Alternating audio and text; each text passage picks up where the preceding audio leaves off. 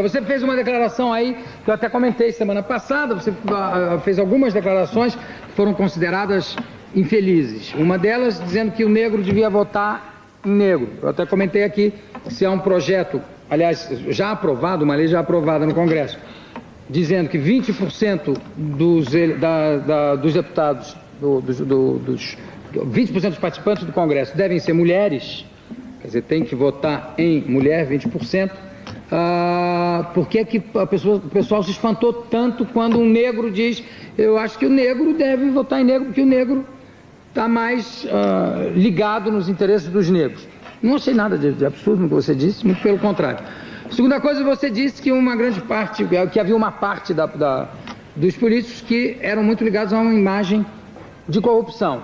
Tendo em vista o que aconteceu com a CPI do orçamento, me parece que não há nenhum absurdo também.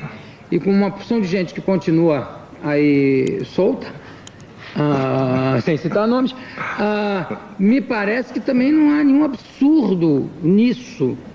Por que você acha que essa declaração teve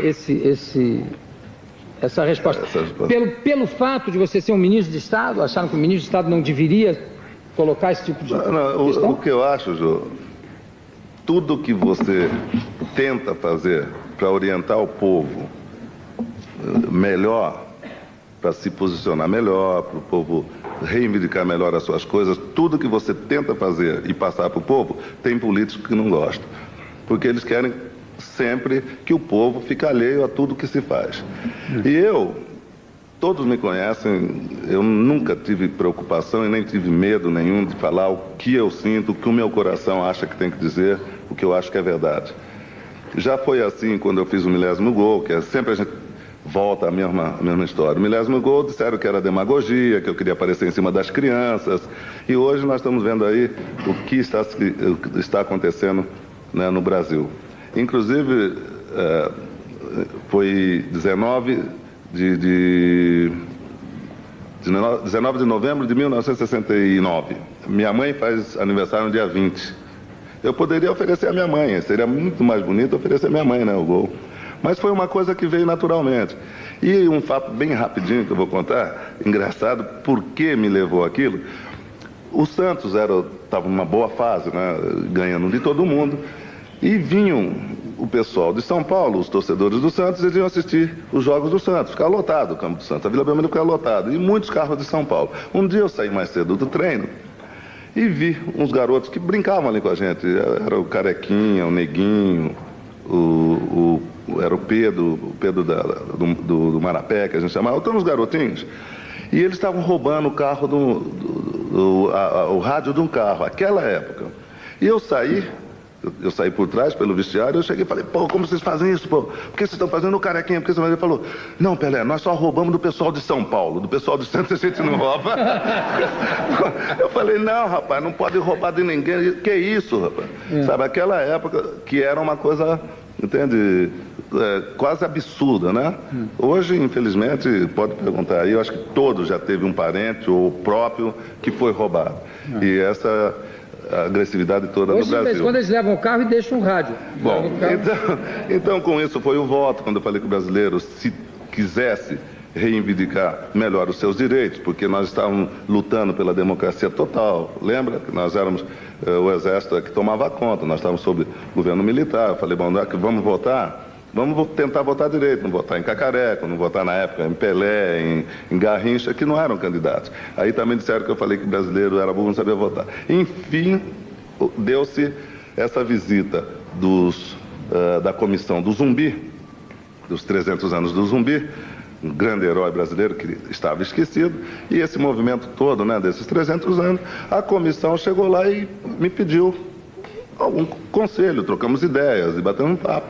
E eles perguntaram o que se deveria fazer, que nós deveríamos fazer para melhorar, entende? A posição social do negro.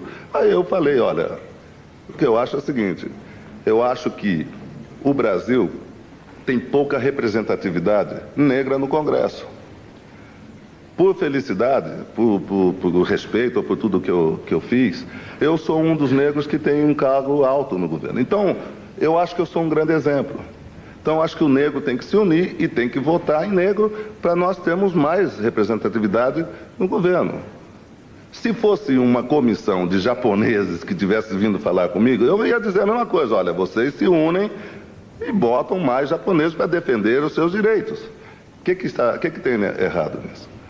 E acharam que eu falei que negro deveria votar em negro. Não, eu acho que o Brasil, não é, pelo número de negros que nós temos no Brasil, o Brasil tem pouco representante no Congresso. Muito pouco pelo número de negros que nós temos no Brasil. Tanto que ainda se diz, fulano de tal, um deputado negro, ou fulano, um governador negro. O Pelé é o único ministro negro. Bom, então eu falo isso, Jô, porque eu não tenho medo, eu não sou político. O presidente Fernando Henrique me convidou para trabalhar porque ele achou que dava para confiar em mim. E eu não vou deixar de lutar pelo povo. O que eu puder fazer pelo povo, pela minoria, contra o racismo, contra a violência, eu vou fazer, porque eu sou assim.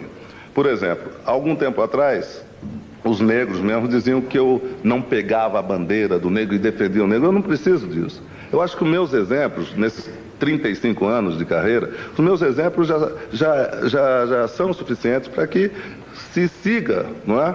O que o Pelé vem fazendo. Porque onde entra o Pelé, entra o Brasil e entra o negro. Isso não tem dúvida. E eu procuro corresponder, procuro não decepcionar, procuro não denegrir nem o meu país, nem a raça negra. Por exemplo, uma coisa que eu não falei nunca, e por coincidência aconteceu tudo isso, eu vou falar e os mais jovens aí vão saber. Quando eu cheguei na Suécia, em 58, que o Brasil foi campeão, Jô, que você se lembra muito bem, você me deu os parabéns.